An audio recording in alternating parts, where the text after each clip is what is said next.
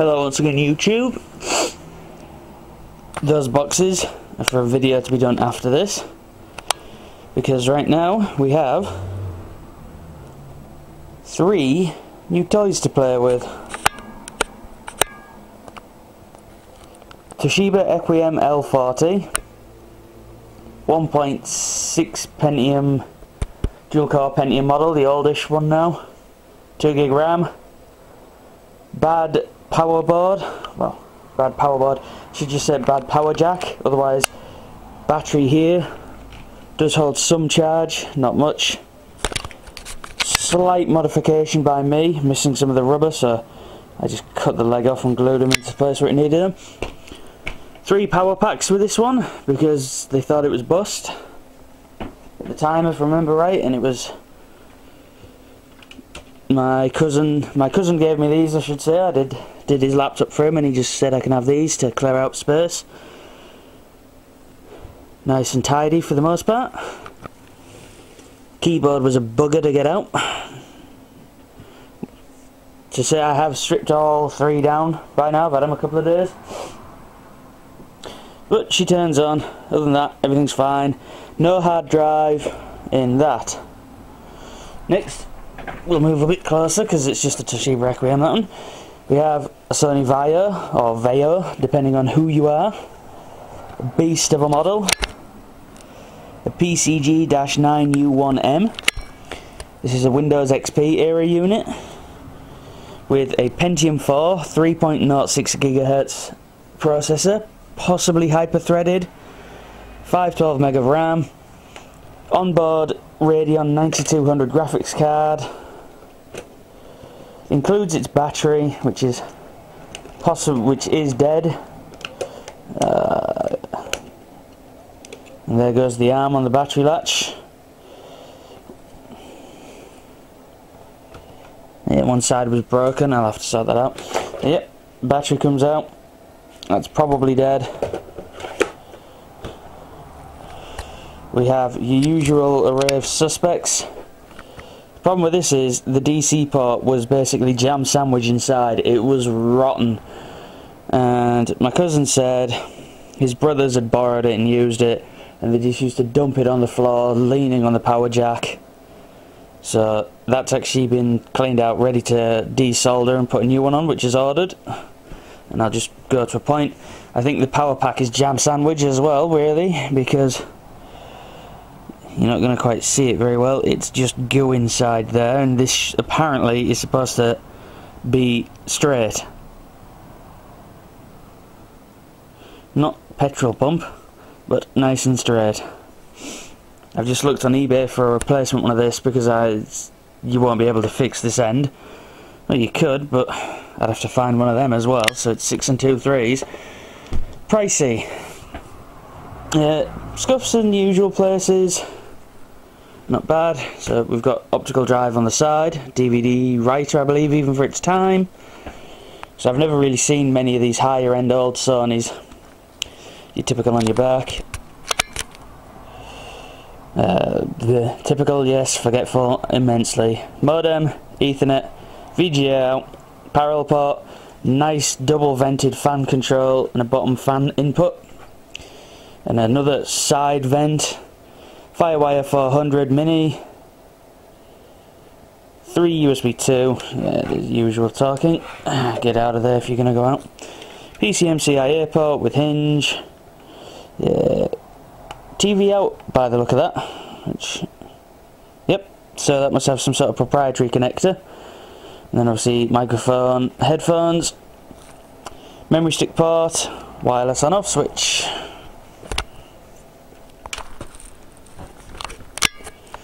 Nice. For its time, I remember when my cousin was given it and everything, and it was a beast of a machine then. It's missing one key now, which is a pain. Backslash key, but that can be fixed. Keys seem to all work, buttons are still solid.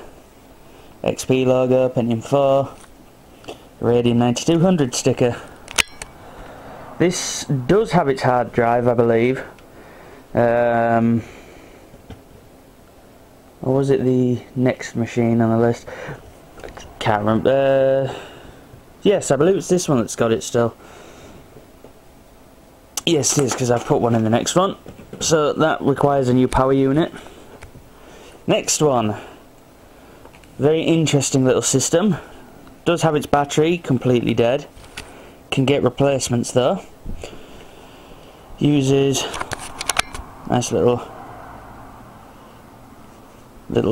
external power brick. Shiny silver. It's a 2-pronged stereo cable. Bad hinges on this unit. And the unit itself is a PCG-415S.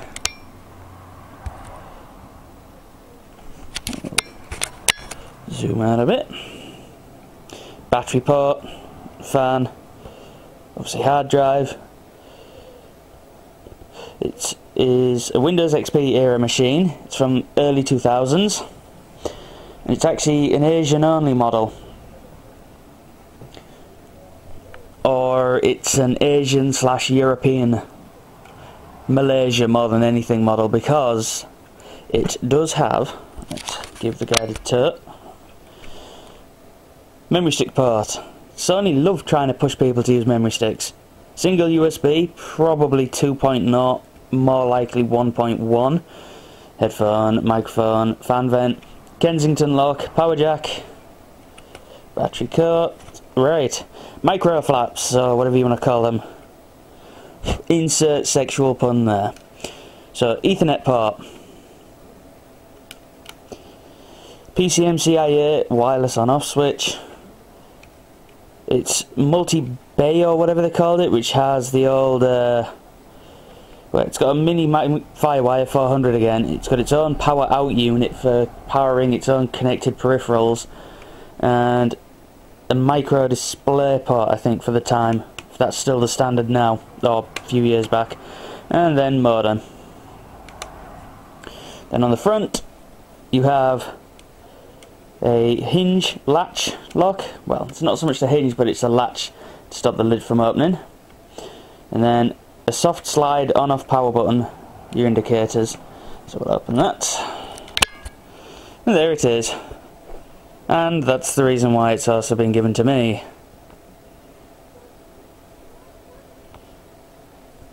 Because the hinge is now bust.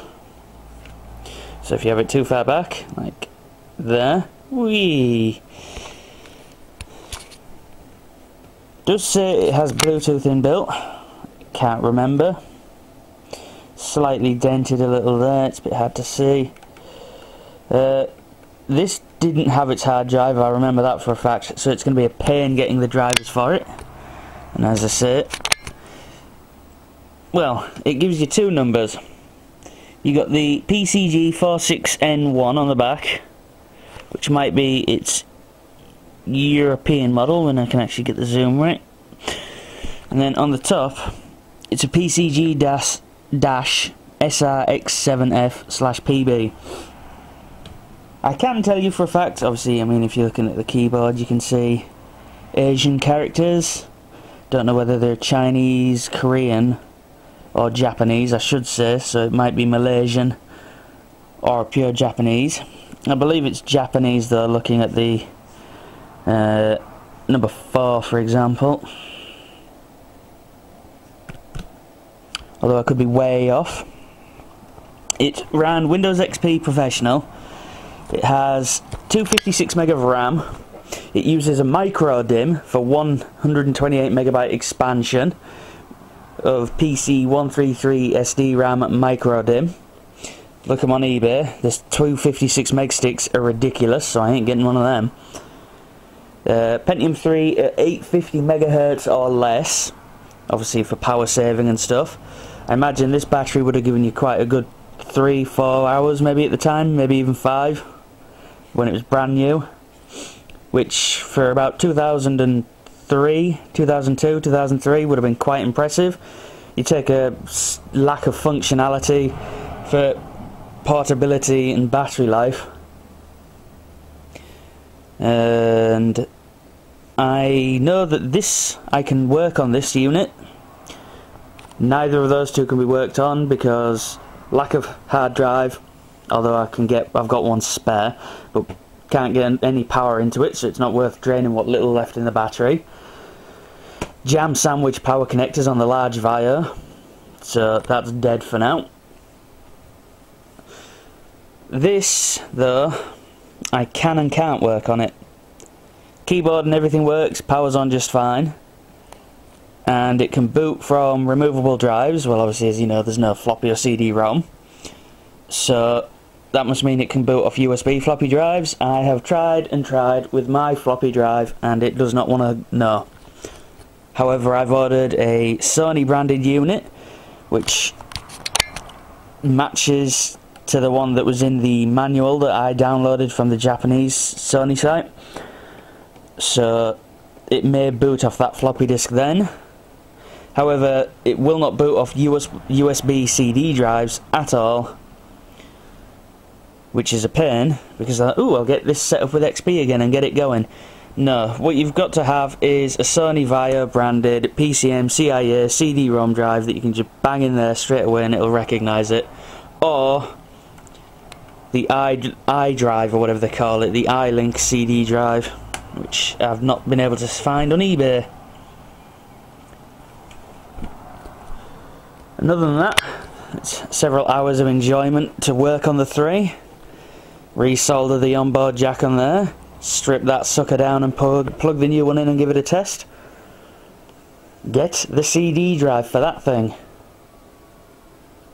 However, it's just all a question of sort of money and time. I don't want to spend a lot of money on any of these three, except maybe that, but it's definitely not worth the price for the power supply. And